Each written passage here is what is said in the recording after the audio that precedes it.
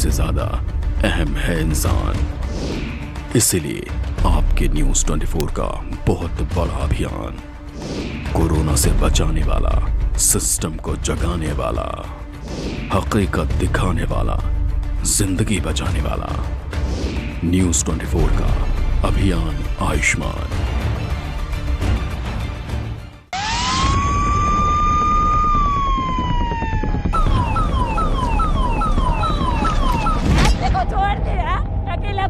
सबको निकाल दिया कि उनके पैसे नहीं बने हैं क्या हॉस्पिटल में। कहीं नाइट कर्फ्यू, कहीं सख्त पाबंदियां, कहीं वीकेंड लॉकडाउन और कहीं पार्शियल लॉकडाउन। बावजूद इसके कोरोना के केस रिकॉर्ड रफ्तार से बढ़ रहे हैं। हालात ये हैं कि बीते 3 दिन में ही कोरोना ने 7 लाख लोगों को लपेटे में ले लिया है। तो क्या अब लॉकडाउन ही कोरोना से जंग का आखिरी हथियार है? हम ऐसा क्यों कह रहे हैं ये आपको आगे बताएंगे, लेकिन सबसे पहले कुछ आंकड़े दिखाते हैं। 24 मार्च 2020 को टोटल लॉकडाउन का ऐलान किया गया था। आज से ठीक 1 साल पहले 18 अप्रैल 2020 को 2000 मामले सामने आए थे, तब लॉकडाउन लगा था। आज 1 साल बाद 18 अप्रैल को देश में 2,60,000 से ज्यादा केस आए हैं, लेकिन देश में लॉकडाउन नहीं है। सवाल ये है कि कोरोना को हराने के लिए क्या लॉकडाउन ही आखिरी और एकमात्र अस्त्र है? 1 साल बाद आज देश में 100 गुना से भी ज्यादा मामले हैं। हाल ये हो गया है कि Hindustan per day corona cases के मामले में नंबर 1 है। बावजूद इसके देश में कहीं चुनाव हो रहा है तो कहीं राजनीति चल रही है। राज्य सरकारें कदम उठा रही हैं, लेकिन कोरोना बेकाबू है। अब सवाल एक बार फिर यही उठता है कि क्या लॉकडाउन से होगा कोरोना का मीटर डाउन? हम बार बार लॉकडाउन को लेकर सवाल क्यों उठा रहे हैं, इसे समझने के लिए आप पिछले लॉकडाउन के ये आंकड़े देखिए। 25 मार्च 2020 से 14 अप्रैल 2020 तक लॉकडाउन के दौरान कोरोना के नए मामलों की एवरेज ग्रोथ रेट में कमी आई थी। लॉकडाउन से पहले कोरोना की एवरेज ग्रोथ रेट 35% थी, जो लॉकडाउन में घटकर 15% रह गई। भारत सरकार की तरफ से उठाए गए कदमों के चलते इसी दौरान कोरोना का डबलिंग रेट 10 दिन था, लेकिन लॉकडाउन के बाद ये घटकर 5.7 दिन हो गया। आंकड़े तो ये साफ कह रहे हैं कि लॉकडाउन से फायदा जरूर हुआ था, तो क्या अब टोटल लॉकडाउन ही एकमात्र ऑप्शन है?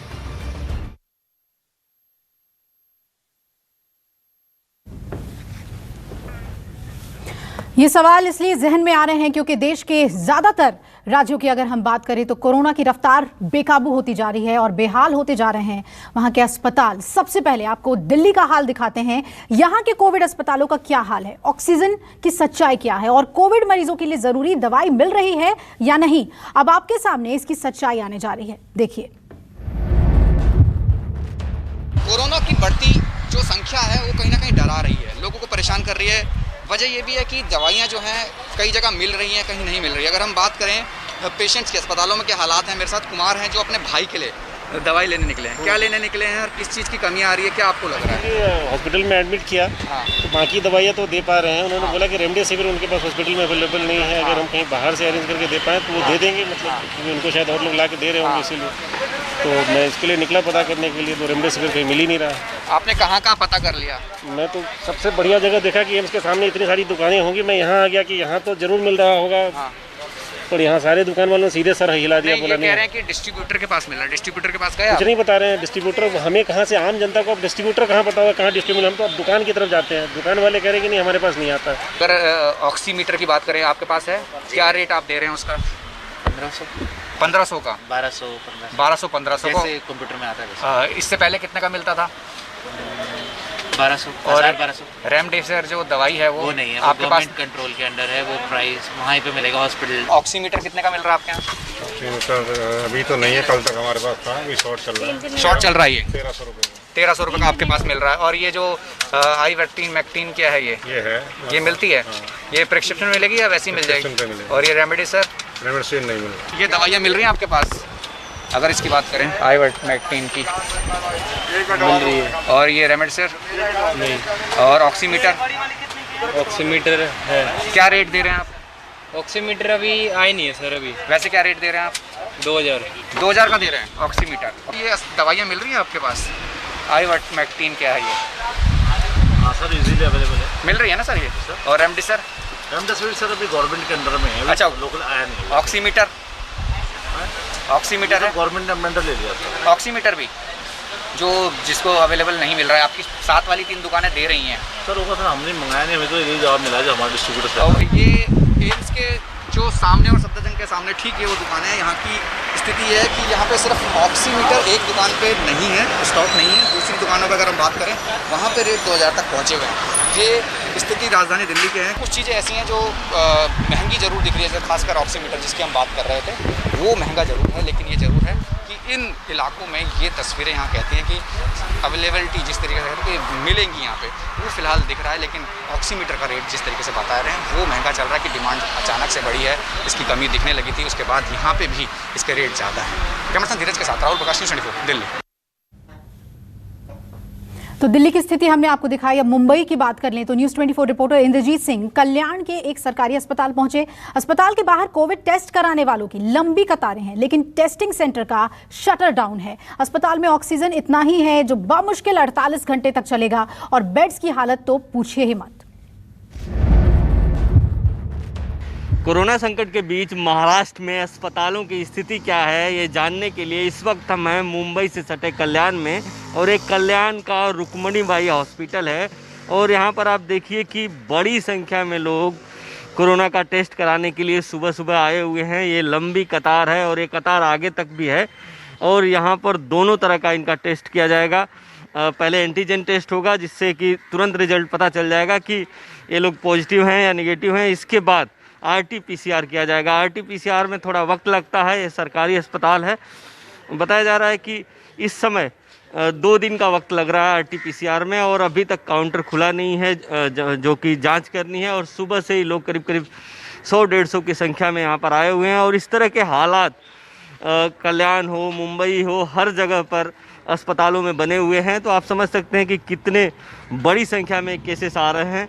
अगर अस्पताल में बेड की बात करें तो बताया जा रहा है कि इस समय कोई भी बेड इस अस्पताल में खाली नहीं है और कोई भी नया पेशेंट भर्ती नहीं किया जा रहा है। उन्हीं को भर्ती किया जा रहा है जब कोई यहाँ से डिस्चार्ज हो रहा है, उसके बाद ही नए पेशेंट को भर्ती किया जा रहा है। तो इस तरह के हालात जो मुंबई और उसके आसपास के अस्पतालों में बने हुए हैं, क्योंकि कोविड मरीजों की संख्या लगातार बढ़ती जा रही है। कल एक दिन में महाराष्ट्र में 67,000 से ज़्यादा मामले आए थे। यही कारण है कि जो स्वास्थ्य का इंफ्रास्ट्रक्चर है वो पूरी तरह से चरमरा गया है। हालांकि रेमडेसिविर की अगर बात करें तो उसकी भी थोड़ी कमी देखी जा रही है। उसके लिए एक प्रॉपर व्यवस्था बनाई गई है, कलेक्टर से परमिशन लेकर रेमडेसिविर दिया जा रहा है। तो रेमडेसिविर की भी यहाँ पर कमी देखी जा रही है।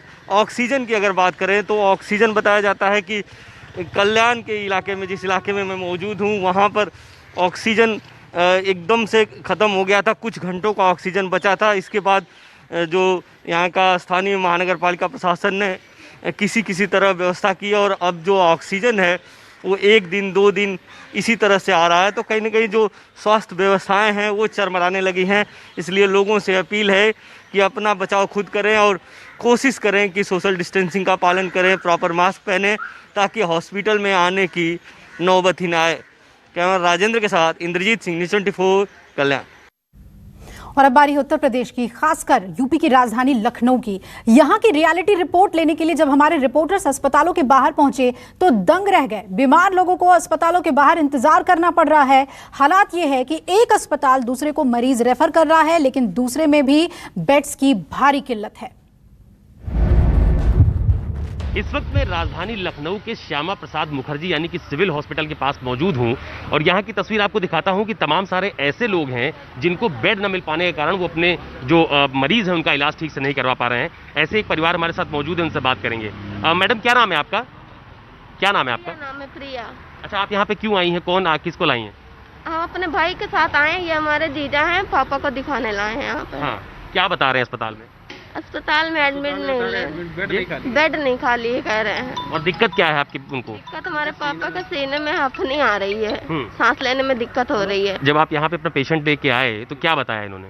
इन्होंने देखा, उसके बाद कुछ इंजेक्शन वगैरह दिया है, लेकिन ये बता रहे हैं यहाँ पे बेड नहीं खाली है। हाँ। तो क्या उनकी स्थिति एडमिट करने वाली है? जी हाँ। उनको ऑक्सीजन की कमी पड़ रही है धीमे धीमे। हाँ।